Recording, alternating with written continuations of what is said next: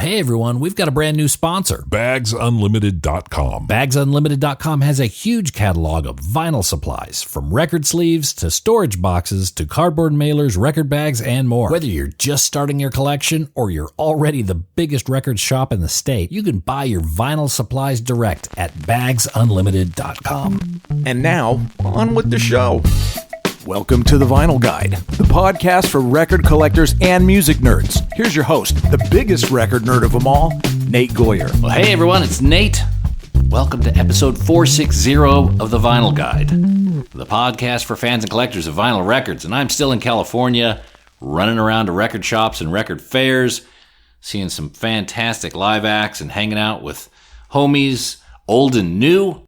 You could follow my adventures on Instagram at Vinyl Guide, and having lots of fun and keeping things going. This week, we are speaking to a legend of both stage and screen, a frontman of the Jesus Lizard and Scratch Acid, as well as actor in many movies, including Off's Free LSD. He's also a chef, a handyman, and a cat lover.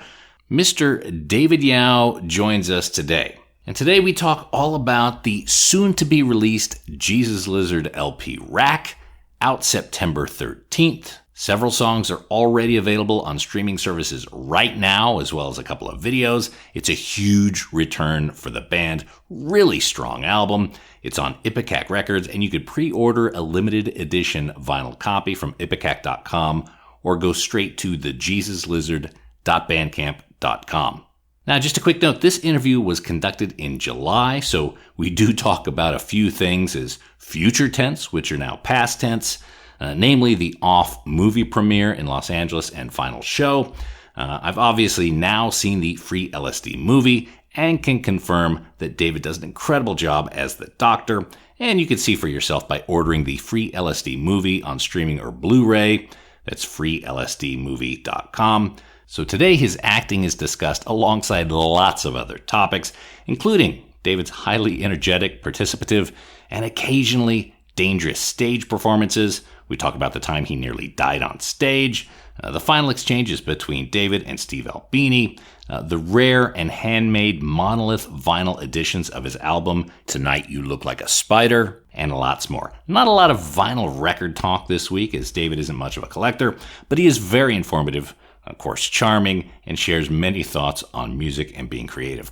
And again, the Jesus Lizard have come back with an excellent return to form LP in Rack, so make sure you go into your independent record store and let them know you're interested in getting a copy, or you can go straight to thejesuslizard.bandcamp.com. All right, I've said what I needed to say. Let's get into the Vinyl Guide conversation with David Yao and a couple of cats. Hello, Nate. Hello, David. How are you? I'm okay. What an adorable pussycat you have. You know what's funny is the cat rarely comes around my recording area, but today he just seems to have jumped up and wants to take part in today's conversation, I guess. So, I don't know. He must have felt the cat vibe. Yeah, pussycats love me. Yeah, he's a pretty fat guy. Very heavy. What's his name? Very noisy. Skater. Skater, nice. The kids named him, and they were into skating at the time, so that's... Yeah. Yeah, he doesn't have the physique of a skater, unfortunately. Let me grab Penny real quick, and Skater and Penny can say hi. Oh. She's kind of a petite version of Skater with short hair. Oh, okay, yeah. A little black and white cat. Yeah. Very good. I like these. We call them tuxedo cats. Looks like they're wearing a tuxedo. Yeah. Penny's 19 years old. 19? Wow. Yeah. Skater's, he may pipe in with a question here or there. So he's quite talkative. Okay, cool. Anyway, thanks for making the time, David. And the new album, Rack, available September 13th. Friday, September 13th. Oh, Friday. Oh, how fortuitous. It's the first album in something like 24 years, if I'm not wrong. I think 26. 26. Okay. All right. And the band's had multiple reenactment tours, but this is the first time you guys have put out a new record. So, what stopped you from doing a new album in the previous reenactments? I don't know how to answer that. If you asked, instead of what stopped us from making before, what started us to make this one this time? Perhaps it's a better way to phrase it. Yes. Yeah, I think that they just come up with some riffery and played it for me, and I thought, okay, this is cool. Well, let's do it. And it was nice because we didn't have a label at all, and it was just completely on our own volition.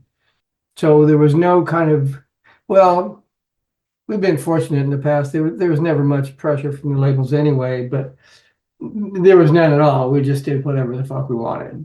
Mm-hmm. Ipecac seems like the perfect place for. Yeah. We love and respect Corey, who runs Touch and Go, so much that we offered it to him first. But Touch and Go is not really a regular working label anymore. They kind of do shellac reissues or shellac records and reissues. And so he said that Touch and Go wouldn't be the place for us. Okay. All right. He had right of first refusal and thought exactly. the band would be better served on. Exactly. And that's, I knew he would be like that. He's not going to say, yeah, come on with Touch and Go, although it won't be the right place for you. Mm-hmm. Yeah. Okay. Well, yes, Skater, you got something to say? Did you have a question? You've had this very unique style throughout your career. What can you, when you look back, can you pinpoint a handful of records or artists that inspired you more than others? The Beatles, the Sex Pistols, Led Zeppelin, Motorhead, The Birthday Party. Mm-hmm. Okay. Did you have a lot of records around the house as a youngling? As a youngling, yeah, I did. When I was a teenager. But then, punk rock came along and I got poor and sold all my records. Okay. So was there a record that was completely life-shifting, life-altering for you? Yeah, the Dickies, Incredible Shrinking Dickies, because on Halloween night, 1979, I went to see this punk show in Austin where the Huns were playing, and it blew my mind. I'd never thought of anything like that at all. And at one point, they were playing some music, and I said to the bartender, "Who is this?" And he goes, "That's a band called the Buzzcocks." And I said, "Well, okay." So the next day, I went to the record store, and I said, "Oh, I want a record by the Buzzcocks." And the guy said, "We don't have any. We're all out, but here, maybe you'll like this." And he got me the Incredible Shrinking Dickies, and yeah, it changed my life. And then one time I saw Stan Lee at a little club in Chicago, and I said, "Hey, I know you hear this all the time, but you changed my life." Quite literally. Yeah. Very good. So as a performer, I think it's fair to say you give it your all. At what point did you recognize that you had this urge to perform or this talent for performing? Well, thank you. The first band I was in, I played bass in a band called Toxic Shock, and I was not very good at it. I pretty much played the E string, and I couldn't really move while I was playing because I had to think so hard to play the E string.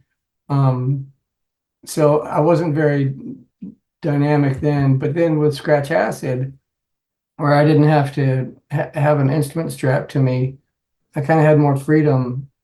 The some of the bands that I was weaned on, like the Butthole Surfers, the Dicks, and Sharon Tate's Baby, they were a great deal of fun to watch, and there was no holding back, no filters, and that's kind of the way it just seemed like it should be to me.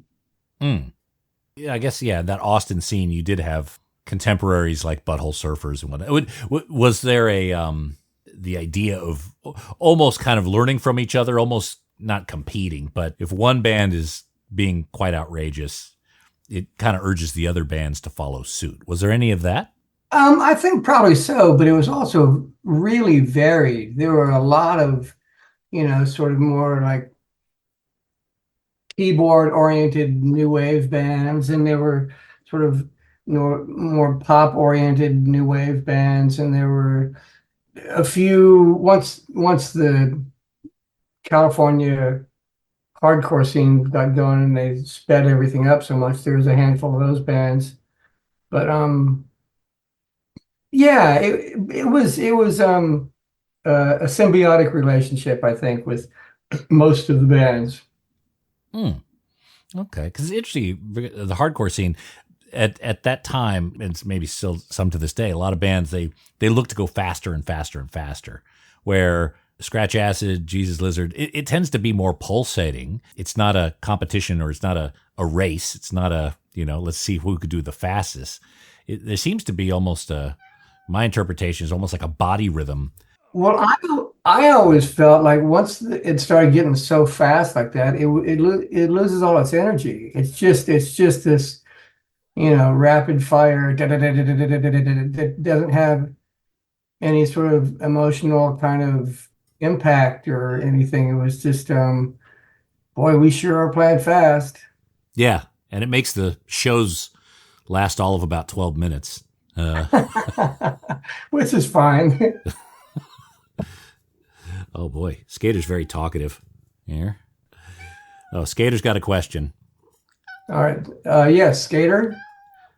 It's a two-parter.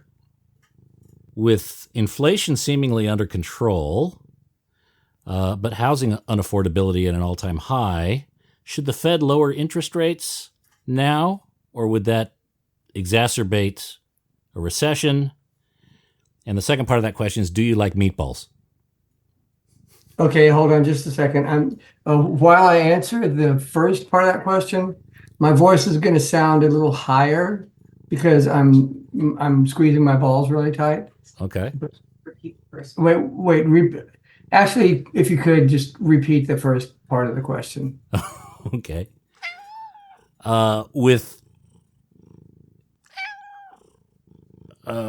inflation under control and housing unaffordability at an all-time high, should the Fed lower interest rates, or would that exacerbate a recession in the U.S.? Lower the rates. Yes, Lower the Fed should lower the rates. The Fed, see that, Skater? The Fed should lower the rates. Okay. All right. Good luck, everyone. And yes, I do like meatballs. I You think, like meatballs. Well, yeah, and there's a variety of, even at the IKEA, they've got those Swedish meatballs there that are pretty good, and I make a good meatball. You are quite the cook, as I understand. Yeah. Mm-hmm. All right, Skater, you're going to have to go. Whoop, shit. Thank you, Skater. So, with this new record, with Rack, this is the first record in, you said, 26 years. Have you heard the whole thing? I have. Okay. I have. Yeah. You know what? It reminds me a bit of, your vocals tend to be down in the mix a little bit more, like they were on some of the touch and go stuff. That seems to be a very, I guess, a very deliberate strategy, almost a nod to that. Is that the preferred sound of Jesus Lizard Records? Yeah, I don't know if I can really speak for the other boys or the guys who mixed it or recorded it, but in the old days when we did all those records with Steve, we had this theory. Steve and I had this theory that if you have the vocals down, it makes the music seem louder, which I don't know. That's kind of dumb. It's like, well, just turn it up a couple more notches. But yeah, this record, there was a fair amount of struggling while they were mixing to get the vocals up higher, and I think they're good enough in a lot of places, but in a lot of other places they're not. Mm-hmm. Now, you were very close with Steve. Did you have any conversations about him, I guess, being involved in any of the mixing or any projects or any recording before he passed? No, but he did what I think in April or something like that. he got wind that we were recording another record, and he texted me and he just said, dude, you guys are recording another record. People will just shit themselves. And that's the last I heard of Steve. Mm-hmm. So on my part, it's particularly, it was heartbreaking that he's gone and I'll never see him again. But I really wish he could have heard the record and told me whether he liked it or not. Well, it is a pants-shitting record. It is great. So I'm sure wherever he is, yeah, I'm sure he's enjoying it. I hope so. Saying wherever he is, there's talk of having his ashes shot into outer space. Oh, really? Okay. Yeah, I don't know if that's happening or not. Do you have any thoughts about what you'd like to do with your remains once you're done with them? Maybe make them into some meatballs. Did you hear that, Skater? Yeah. Seasoning, meatball seasonings. Do you have a specialty of food that you make? Like the one you like the most, you're best at, a signature dish? Not really. I like to stir it up and do different things a bunch. During the pandemic, I got an offset smoker, and I do pretty good smoked baby back ribs. But that's so simple. I mean, there's the smoker does all the work. Well, you got to know how to operate it. And you seem to be quite handy. I mean, I saw you making those monolith versions of your solo record and doing the blocks. Do you like kind of getting your hands in the tools? Is that something you feel comfortable with? Yeah. I like visual art. I like making stuff to look at. I am fairly handy. I had to go to my brother-in-law's house yesterday to replace a light switch because he can't. Stuff like that. So you could replace light switches. You can do kind of the handyman sort of stuff. Can you build a deck, a gazebo? Are you that level of handy? I probably could. I mean, I've done framing and drywalling when one of the second to last place that Touch and Go was in Chicago. Excuse me. I built the offices there, but that wasn't as elaborate as those are just normal walls and stuff, but it's not a gazebo. Or if it was a kit, I could certainly put it together. I could follow instructions on YouTube to do something, but if it goes off that path, I'm pretty screwed. Yeah. So in all these years where the bands, both Scratch Acid and Jesus Lizard, they reanimate, then they go into stasis. In those downtimes, do you miss performing? Hey there, all you record nerds. I want to tell you about BagsUnlimited.com. BagsUnlimited.com has a huge selection of vinyl record supplies. Whether you collect LPs, 7-inch singles, 78 shellacs, or anything in between, BagsUnlimited.com will sort you out. From polyline sleeves to cardboard record mailers to 7-inch storage boxes and archive quality record sleeves, protect your records of any size and shape at BagsUnlimited.com. Whether you have a small personal record collection or you're running a massive record shop, you can grab a small supply or even buy in bulk at BagsUnlimited.com. And they've got some really incredible, unique stuff. BagsUnlimited.com even has special size sleeves made especially to protect your box sets, storage boxes and sleeves for cassette tapes, protective supplies for reel-to-reel, and yes, even 8-tracks. Just go to BagsUnlimited.com, click on audio supplies, and prepare to be impressed by all the options they have. That's BagsUnlimited.com. Hey there, audiophiles. If you're seeking stylish furniture to showcase your stereo and record collection, well, look no further than SidetrackedWorkshop.com. Sidetracked Workshop designs extraordinarily elegant record cabinets and consoles that add sophistication and panache to your music hobby. Handcrafted in the good old USA in the vinyl-loving city of Portland, Oregon, Sidetracked Workshop's designs are a music lover's dream. Made with real walnut veneered wood and brass accents, these gorgeous designs add class and taste to the record room and ship fully assembled and ready to enjoy. Just check out the designs for yourself at sidetrackedworkshop.com. Look, you spend thousands of dollars on records. Don't keep them in a crate, and don't risk your records on those feeble wooden pegs from IKEA. Your music deserves the dignity of Sidetracked Workshop. That's sidetrackedworkshop.com. Elegant solutions for the vinyl lifestyle.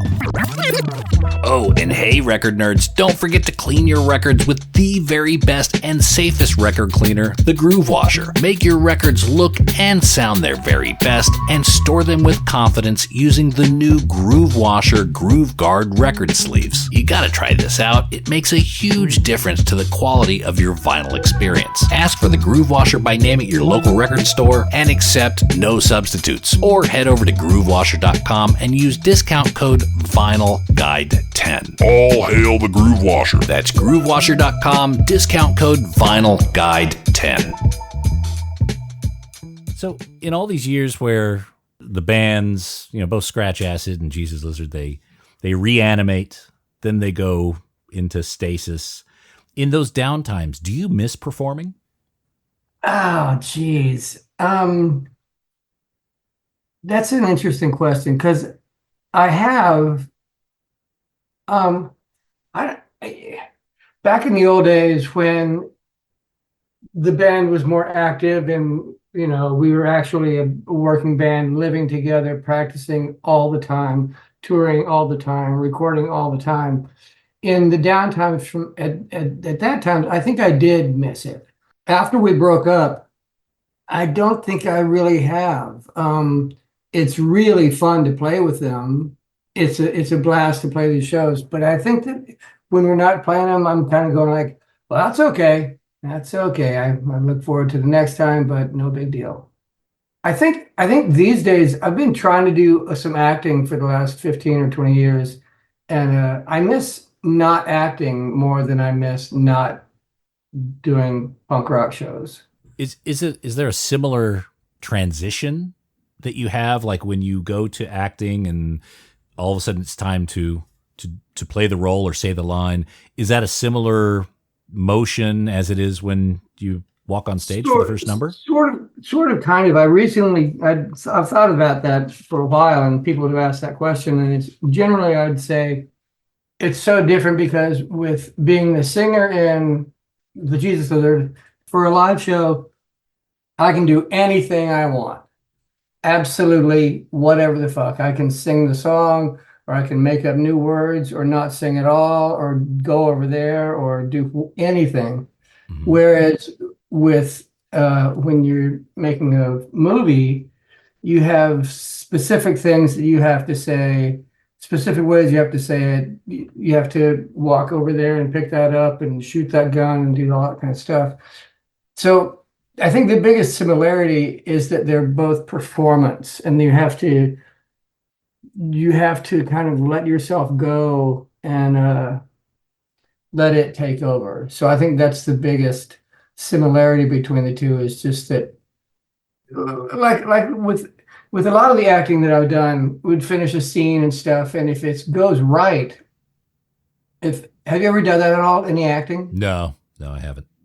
If you're doing a scene and everything's going right, it can be really, really magical. It can be outer body kind of thing. It's like, it's so much fun when it takes over and then the director says cut and you go, holy fuck, man, I wasn't me and you weren't you and we weren't here.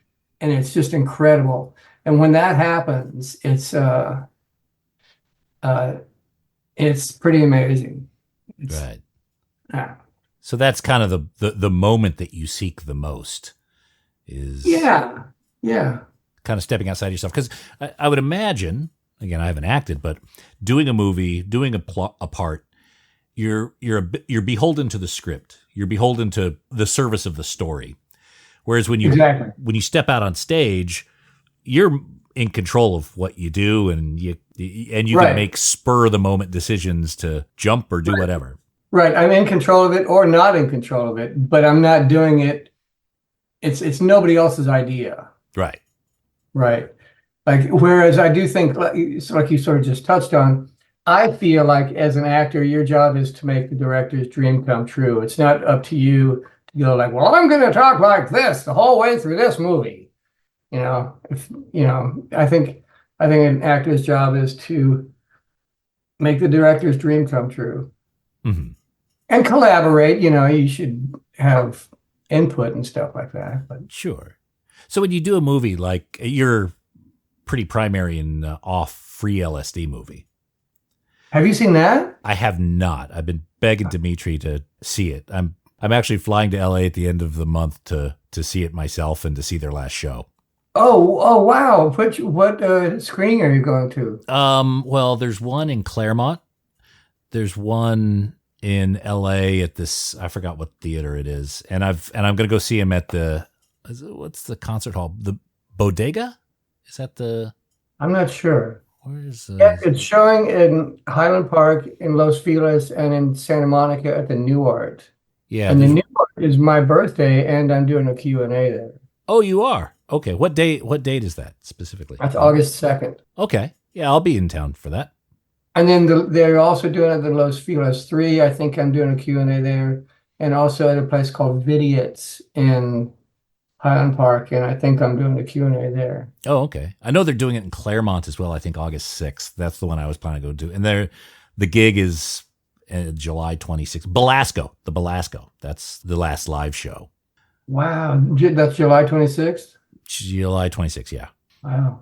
Well, what I hope is not their last live show, but I'm going to be there just in case.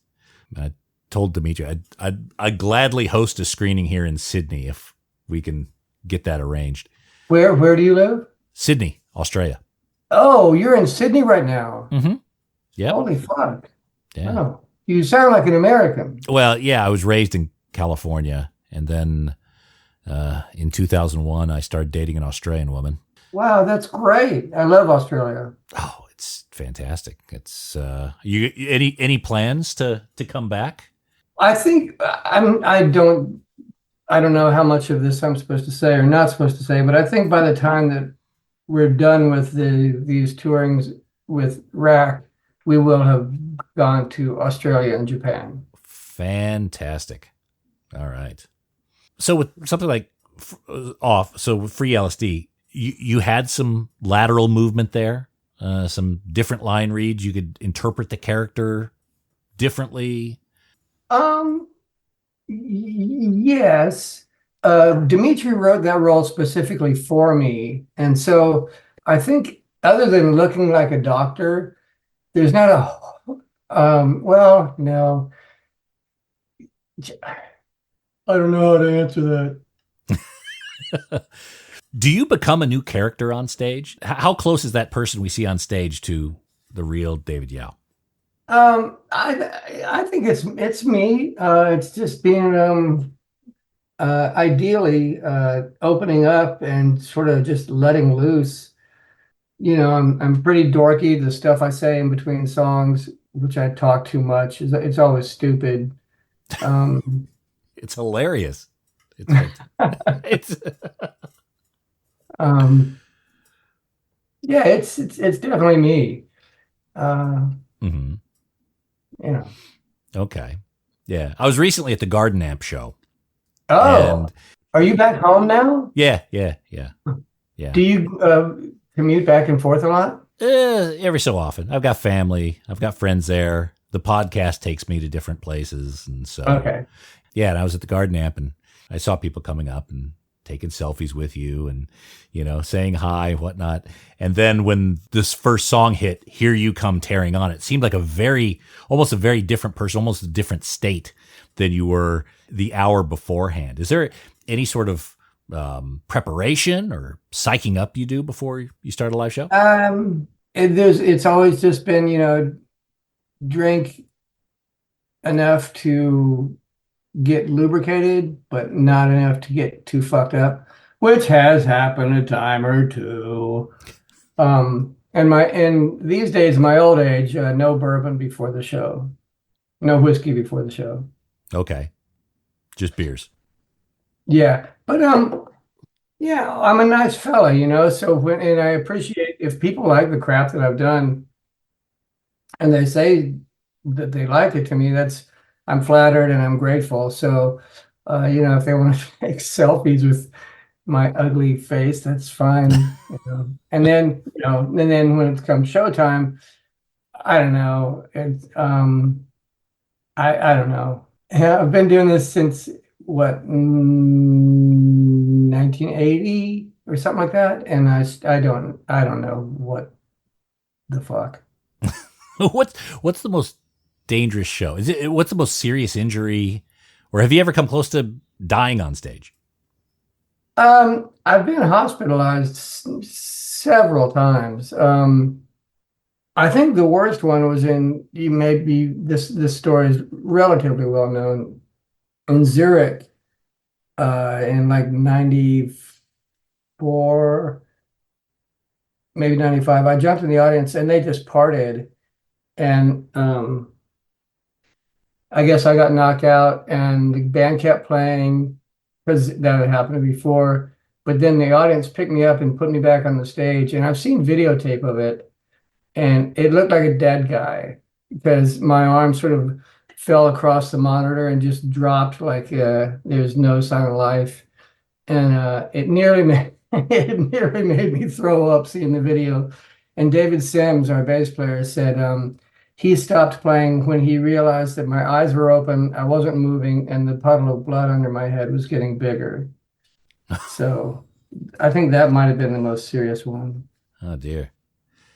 As you age, the audience would want to see a show, perhaps reminiscent of some of the younger actions and moves that you've done. Do you feel pressure to keep up with that, or you know your capabilities, you know your limits now? I don't know if I do know my limits, but I do. I think there is some pressure that I put on myself to hopefully make I'm not going to be able to match what I was doing when I was fucking 30 years old, but or 26 or whatever, but I want it to be as good as possible always. That's just the way we work. All four of us want to put on the best show we can possibly put on. And so, yeah, but those three aren't having this physical, almost physical danger sometimes.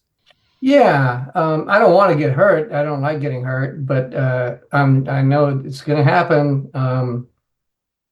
So I just kind of deal with it. And I want to have the endurance to do a whole hour and 20 minutes or however long we play. And so for the last 4.5 months, I've been seeing a physical trainer to try and put me in shape and get rid of my fat old belly and give me some endurance. And I think it's working. Well, you gave a hell of a show at the Garden Amp. Thanks. That was such a wonderful day. My wife's band played first, Crawl Space. Did you see them? Yes, I did. Absolutely. Oh, your wife's in Crawl Space. I didn't realize that. Yeah, she's the bass player in the middle that was just fucking kicking ass. Mm-hmm. I really like them. And Scowl was amazing. And there was this huge not huge, there was a large contingent of old friends from Austin, Texas, who convened on that show. And some of them hadn't seen each other in 40 years. And it was just absolutely magical. It was a great day. And Joe, who plays sort of lead guitar in Crawl Space, that was their third show ever. Oh. And he said that it was the best night of his life. The show was fantastic. All the bands, but the Garden Amp is just such a great place to see a show. Had you been there before? Yeah. I've been there a few times. And even that week, there was some shows earlier in the week that were side shows to the No Values Festival. Who did you see with the Black Flag? Saw Black Flag and Bronx, and then the night before Bad Religion was there. Wow. And then a couple months before I was there, Adolescence and 7 Seconds. Wow. But yeah, I love that spot. It's, there's not a bad seat in the place. The shows end early, so older guys like myself can get a decent night's sleep. Right. Now, with the new album, you guys had discussions, now's the time to be able to do a new Jesus Lizard record. Was there any apprehension about going into it? I mean, the legacy of the band, the recorded music is quite high. Was there any apprehension about going in and adding to that catalog? I don't think there was. I mean, during the time that we started doing reenactment shows, we would converge on Nashville because it's most central. I'm in California, Mac's in Chicago, Dwayne's in Nashville, and David's in New York. And so Nashville is sort of most central, so we go there to practice. And we've always been of the mind that if you're going to record a record, you need to have your shit together and really be as tight as you can. And those guys in particular, those three guys are so meticulous about what they do. I don't think that there was any apprehension on anybody's part about whether it would be good or not. I mean, whether we would do it right or not. Mm-hmm. Were you part of the writing of the music, or do they take the music to a particular level and then hand you a demo and then you write the lyrics or fit the words? This record was not the same sort of collaboration that we had done always in the past, because for the first few records, we all four lived together and practiced together and toured together. We were around each other all the time.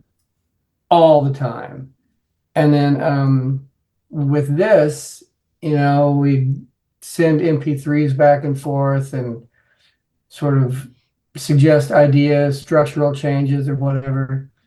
So it wasn't as hands-on, organic as it has been in the past.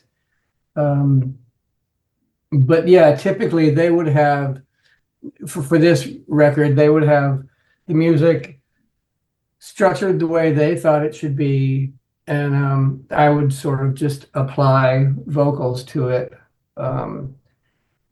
with the occasional changes in structure. Mm-hmm. Does that make sense? Yeah. Oh, absolutely. And that's the way a lot of bands have to write anyway, just especially with people living in different cities and different parts of the country. Yeah, it's not Dirty Three. I remember at one point, Dirty Three, there was one guy in Chicago, one guy in Melbourne, and one guy in Paris. Practices Hall and Mighty. Yeah, they just played here. I don't know if they're going to the States or not, but yeah, they were just in Sydney and Melbourne. So, out of all the Jesus Lizard albums, do you guys know where all the tapes are? Do you guys have all the rights to everything? Is that all secure, or is there some stuff still scattered that needs a little? No, I'm not the one to ask. I have no idea. I assume that David and or Dwayne have all that stuff. Okay. I mean, I've got boxes and boxes of tapes, but not like the masters and shit like that. Right. Okay. But probably Corey has them. I don't know. I'd assume Corey may have them, but then, yeah, there was some stuff. Well, even going back to Scratch Acid, Rabid Cat, there was some material on that label. So just curious as to where those are, because that a lot of times those tapes will be the source of a vinyl reissue. Right. Well, when Touch and Go put out a compilation of Scratch Acid stuff called The Greatest Gift, I think that some of that they recorded off of vinyl and had, the state of the art at the time, remove all the noise and cracks and pops and stuff, which is not ideal. Mm-hmm. But I think there was a thing where it was Just Keep Eating. Some guy in like Oklahoma had some warehouse or something and found a box with the name Scratch Acid on it and Touch and Go's address, and saw some tapes in it and sent it to Corey or to Adam Reach, who was working at Touch and Go. And that was like a miracle. Like, how the fuck did they get in some warehouse in the flyover states? And then this guy had the presence of mind of sending it to the rightful owner instead of just throwing it away. So That's a miracle. it is absolutely a miracle. Well, recently, engineer producer Spot of SST, he passed, but he had collected a lot of master tapes from SST, and I think he was almost holding some of them for payment. That's how I read into it. But a lot of bands have started getting their master tapes back. He was looking for, I think, payment more from Greg or SST than the bands, but yeah, he made sure that the bands got their tapes back before he passed. Oh, wow. Yeah, he was a swell guy. Now, was he in Austin? Was he part of that scene? Yeah, he moved to Austin in the mid 80s. Okay. When did the 4-letter album title become the standard? What was the conversation around that? I don't remember. I think somebody suggested it and the rest of them went, okay, because the 4-letter word generally has such a bad reputation. I don't think that we were necessarily trying to improve its reputation. Maybe we're trying to add to it. I don't know. But Jim Thirlwell with Fetus and stuff like that had also, before us, was doing the 4-letter record titles. He's an Australian. Okay. Yeah, because it seems like it started, it's continued, and now you guys have to live by it almost. Yeah, and that's one of the interesting things with the band is like trying to find a 4-letter title that we all four agree on. What were some of the other contenders other than Rack? My favorite, Rack was my idea. Yay, me. But I also really liked Soil. Lump, I thought was really good. One of the suggestions that I could barely believe was Away. Really? You think that's a good idea to call the record Away? What? That has zero impact. Well, that even extends to non-music. The book, right? Right. So yeah, that seems to be a very much a conversation piece whenever a new project comes up. Obviously, this is first album in 26 years. Not to get too ahead of ourselves, but do you think that this is going to perhaps open up a new chapter? Could there be further music down the road, less than 26 years away? Well, I have finally, a few years ago, learned to quit saying never. So, yeah, it's possible. I wouldn't hold my breath, and I wouldn't think that it's that likely, but it's definitely possible. It's like that, your favorite movie, Dumb and Dumber, when the girl comes to the door or something, and Jim Carrey says, what are the chances that you and I could be together? And she goes like, whatever, 1 in a billion. And he's like, you mean there's a chance? Now, a lot of what this show's about is records, rare recordings, those sort of things. Are you a vinyl record collector? Do you have a collection? Do you pay much attention to it? I have a teeny weeny record collection. Most of it I sold when I was a punk rocker. And I just bought a turntable like 3 years ago. And so it's nice to listen to records, but I don't, not very often. Okay. Because there's a few interesting rarities in your career. You did quite a few with Joyful Noise, some of the one-offs and the short runs. Do you collect anything? Is there anything that you do collect? I used to collect hot sauces. I used to collect ashtrays. I used to collect coffee mugs. Now, I don't. Because I think we mentioned a little bit earlier, the You Look Like a Spider Monolith edition. There were 50 of those made and shipped around. Is that the sort of project that you found satisfaction with? Is that something you would repeat in the future or something similar? Well, that was a lot of work for those. I mean, it would take a total of 3 days to make one of those. And the way that it came about is when I was living in Chicago and I was doing photo retouching, um, I had the first portfolio I made was a fairly large box with dovetail joints and inlays and stuff. And then it had a lid and you'd open up and look at these print pieces. And when I was doing photo retouching. And then the next one I made was kind of cool and stuff. And I thought like, how am I going to keep making these better and better or more interesting and more interesting? And I had the idea of making these not a brick, but sort of like a flatter brick out of cement. And then there would be a bolt that goes through it. And then there would be two pieces that you bolt together, and the DVD of an interactive portfolio would go inside that. And so that's where that idea came from. That's where the mold came from that I originally used.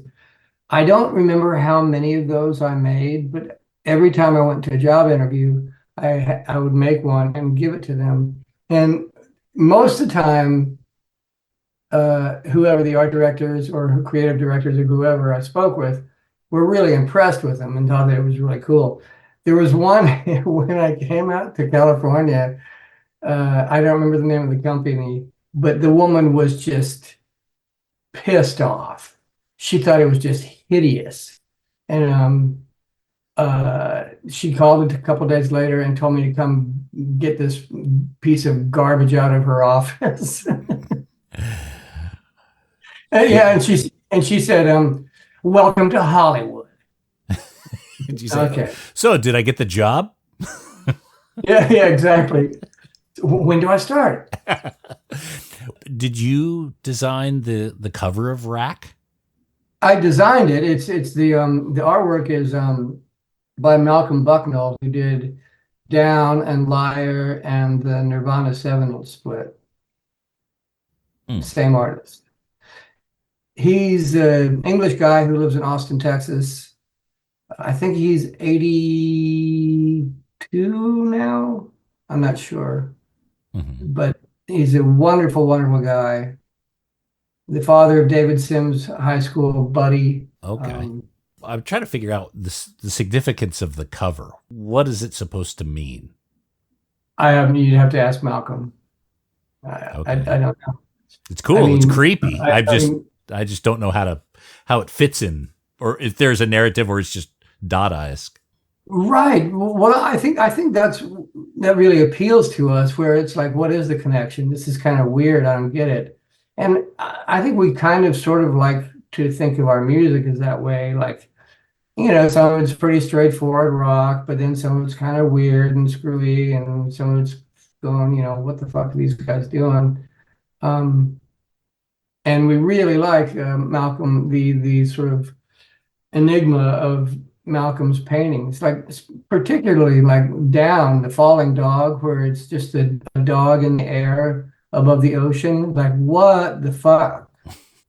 You know that record cover? Yeah. Okay. And I get what you're saying with the lyrics too, because it's like, okay, well, how come the narrator of Hide and Seek can't walk? Like, there's a backstory there that's never shared.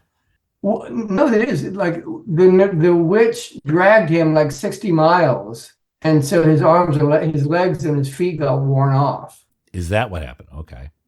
But there's some comedy that I've been thinking about, like maybe in the future when we play that song live, I'm going to say, okay, I know what you're all thinking. You're all thinking, like, if you got your legs and your feet worn off, then how did she hog tying you down to the railroad track?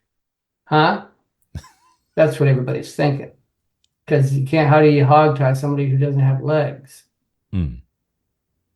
I'm sorry, I didn't mean to make you angry. No, I haven't gone that deep into it yet. That's the only track I have the words on. But I tend to agree. It's good if there's more mystery into it. Songs that are literal, it's hard to have them endearing because it's hard to project a personal element into them. I agree. Yeah, there should be a little bit of mystery. There should be some unanswered questions. There should be some comedy. The Jesus Lizard Nirvana Split 7. How did that come about? The first time we played with those guys, was at Maxwell's in Hoboken, and Nevermind had not come out yet. But I really liked Nirvana, and they were on Sub Pop, and Mudhoney was on Sub Pop, and Mudhoney and Sonic Youth had done a split 7-inch that Sub Pop put out, and so that idea was sort of the idea. And I said to Kurt, like, you want to do a split 7-inch and have Touch and Go put it out? And he said, yeah, and so we did that. Okay. But it came out post Nevermind. But it was... Yeah. Well, we decided on doing it, and Touch and Go was into it, and Nirvana was into it, and we were into it. And then Nevermind hit, and the world changed. And Geffen, I'm not sure of the numbers. I think they allowed 100,000 of those for the United States and 100,000 for the rest of the world. It might have been like 50,000. I'm not sure, but when Nirvana signed to Capitol, they insisted that they were allowed to do this 7-inch with Touch and Go and the Jesus Told Me. Okay, that was the last one out the gate. Yeah. So, David, thank you very much for joining us here on the Vinyl Guide. Even though you don't have much of a record collection, a lot of us have your records in our collection. So thanks again for your service. Everyone, please note the new Jesus Lizard album, Rack, is available Friday, September 13th. You could download a few tracks now on streaming. Well, you can get at least one. There's a video out for Hide and Seek. There it is, Rack, September 13th. Get vinyl at Ipecac.com. There's a special red version that's out in limited numbers, and it's a fantastic album. And David, it's so great to see you guys back together. Top form this album, and we look forward to seeing you all around the world on your tour. Thanks a ton, Nate.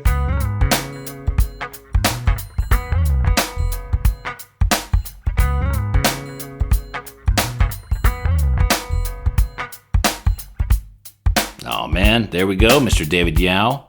And just a quick update, we did connect, David and I did connect at the free LSD movie premiere at the New Art.